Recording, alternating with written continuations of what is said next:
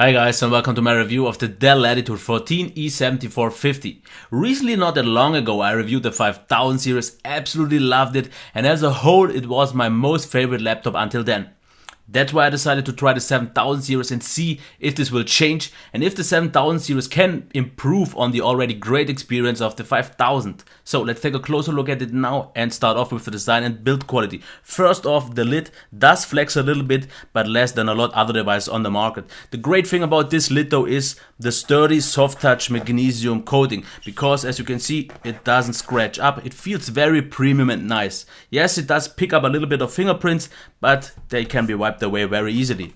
On the bottom we can see the plastic, and here is where it doesn't feel as great, because if you pick it up like this you can hear us squeaking a little bit, but I think it's a fair trade-off because after all you have a user replaceable battery and this should make up for a lot. We also have the port for the docking mechanism. One thing that I don't like so much also is we have hard plastic bottom feet, because usually we have soft touch, and as you can see here, it doesn't really prevent it from sliding as much as rubber feet would do, but still nice after all. Here we have the port for the ventilation, full-size SD card slot, and an SD card reader. On the front there's nothing, but here we have the stereo front bottom facing stereo speakers. Here we have the combined headphone jack, USB 3.0, Kensington lock. On the back is where all the ports are. Here we have the Gigabit Ethernet, mini display port, USB 3.0, USB 3.0 with always on, full-size HDMI, and the dock for the charging. If we open the device, we also have a fingerprint reader right here. As for the build and design and everything else, we have a nice amount of ports, really everything you should want to have. Great layout, because if you use it as a desktop replacement, it's nice to have all the ports going to the back. Let's open it, and yes, it can be opened with one hand, which is really nice and something I always like to see.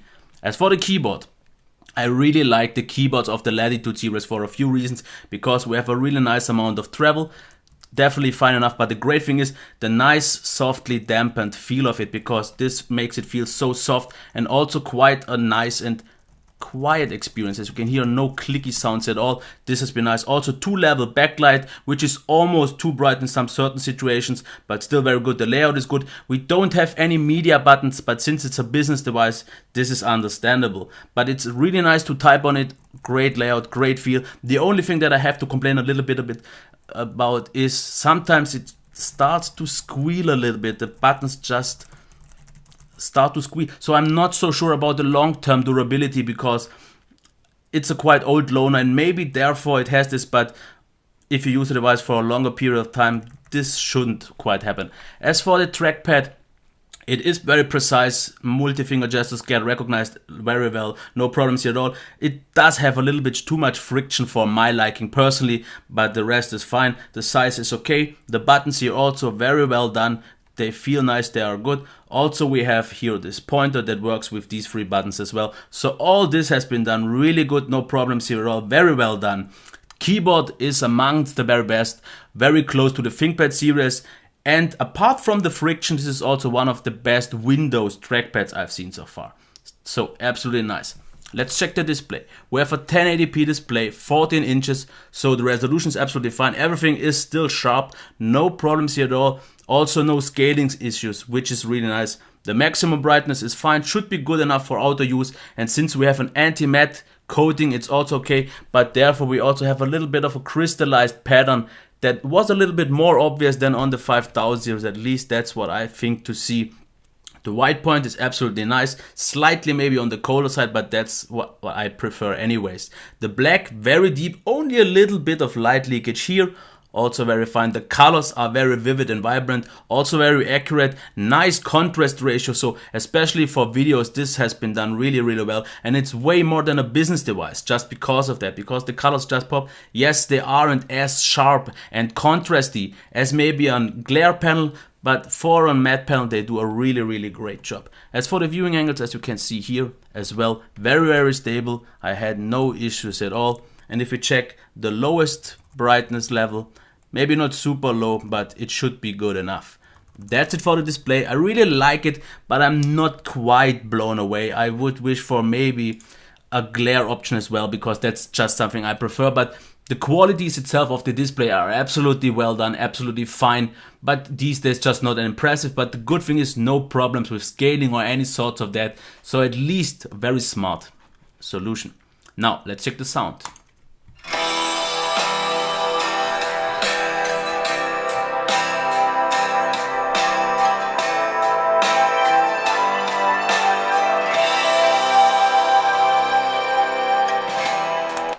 My thoughts on the sound. The one thing that I don't like still, bottom facing stereo speakers, because I once used it on a carpet and then everything is blocked out, everything is very muffled, you lose a lot of volume.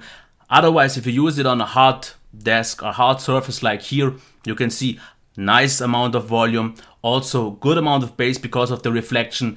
Mids are also strong and the highs are very clear and less muffled than I usually know them from these bottom facing speakers. Still, that's the only issue. If you use it only on a desk or something like that, you should be very pleased with the sound. It was loud enough. I would maybe wish for a few percentage more reserves, because if you have lower audio in terms of volume as your source, it can be a little bit tight, but usually with normal average sound, it should be just fine. And it did a great job, way more than you would actually expect from a business device. So everything is fine here. In terms of performance, the SSD itself is something, at least the 128GB version, that I am not so happy. Because read speed with 460 megabytes per second are very fine, but the write speeds just aren't really there where they should be. But I'm pretty sure that's a sloppy chip management on the 256GB. This issue shouldn't be there anymore. Otherwise, the performance with the i5-5300U absolutely fine. There's also an i7 version. No problems at all. 8GB of RAM that can be expanded up to 16GB should be great then for multitasking, and everything else felt very lightweight. I had already used it on Windows 10. Everything was very performant. You can do all you would expect to do from a business device. Also, video editing was no problem at all. Everything felt lightweight. The browsing in the browser was nice. The scrolling, everything there was really, really well done. But it's also not really outstanding. Pretty much every other device with similar specs will do the same, but it's doing also nothing wrong. As for the battery life, heat and noise, let's start off with the battery. The charging can be changed whatever you like in terms of the BIOS, because you have four different modes. You have standard, you have adaptive, you have quick charge, and you can change the amount you want to wait for. So you can get values from 2 hours to a full charge up to 3 hours, or even make something else. So you can find the sweet spot for you, and this puts maybe less stress on the battery if you want to use it for a longer period of time. As for the battery life itself, if you see the stats on the side here, you will see mostly 5 hours of use, but this was mostly using the device for half a charge a day. And then I think Windows has a little bit of trouble calculating it properly, because when I used it on one day, values of 6 hours should be way more what it's actually up to. So I would say 6 hours with a brightness of 60%. Of course, if you go lower and do more lightweight tasks, you should get even more. But at least from my experience, from my normal use, I would expect 5.5 solid to 6 and maybe even more hours of use, which is fine.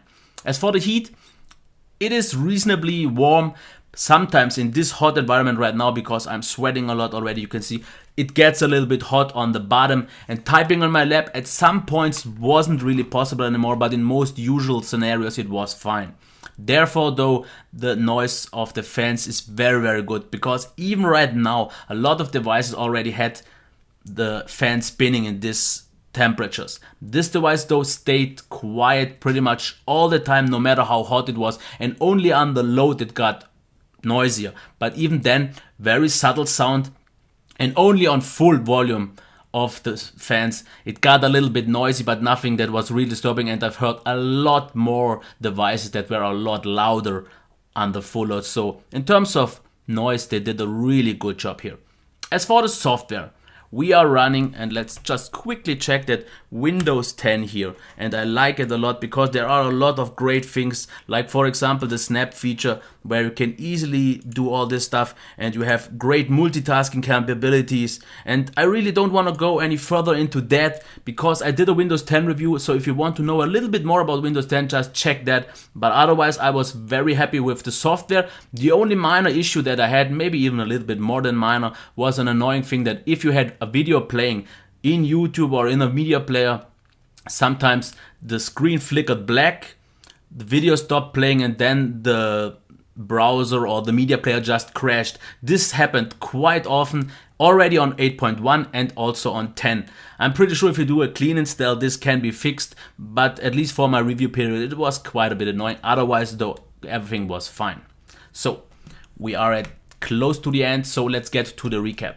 Design and build quality, really not much you can do better. It feels good. The only thing, like I said, the battery compartment here is where it doesn't feel maybe as solid and great as the 5000 series, but therefore it's definitely more lightweight, it's thinner, it's maybe not more compact, I think, but it does a great job. Great amount of ports, but pretty much the same as the 5000 series. So pretty much the only advantage to the 5000 series is a little bit less weight and thickness.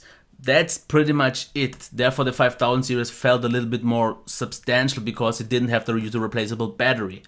The display though is a little bit better than on the 5000 series. Overall qualities were better, contrast ratios were better.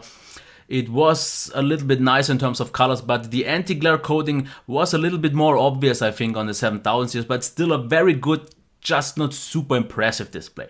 Sound pretty much the same as on the 5000 series, very well, loud enough, and for a business device, way more than you would actually have to expect. Battery, or let's performance, the performance is pretty much on the same par as with the 5000 series. The only advantage I see on the 5000 series, we have the option of discrete graphics. Both have an i7, both have the same internals otherwise, but you have the advantage of maybe if you want more horsepower for video editing or so on, of the NVIDIA graphics card, which you don't have here. Otherwise, battery life, almost the same. I think the 5000 series was a little bit better here, not maybe a lot, maybe by half an hour or so, but still comparable. Heat and noise was pretty much on the same level, nothing here to complain. And software, I didn't use it back then with Windows 10 because then maybe actually the values in terms of battery life would be the same. I didn't have the same conditions, Windows 8 and now Windows 10. But would I recommend it? So here's the thing. I am still super impressed by the 5000 series, and the only advantages I see here, it is lighter, has the slightly better screen, but therefore a little bit of annoyances, because there was also one thing that dust and like wet parts on the display were making like glowing pixels, which was a bit odd, and you have to always wipe it away. That was a little bit of an annoyance thing I didn't notice ever on the 5000 series. Otherwise, the display, just in terms of qualities, is a little bit better. It is, of course, more lightweight and thinner, but the rest of the quality is pretty much the same. Battery, very, very comparable. Performance, pretty much the same without the option of the NVIDIA graphics. So all that's left to say is it is a very great device, and if you have it, you will definitely be satisfied, and you have the big maybe advantage of the user replaceable battery.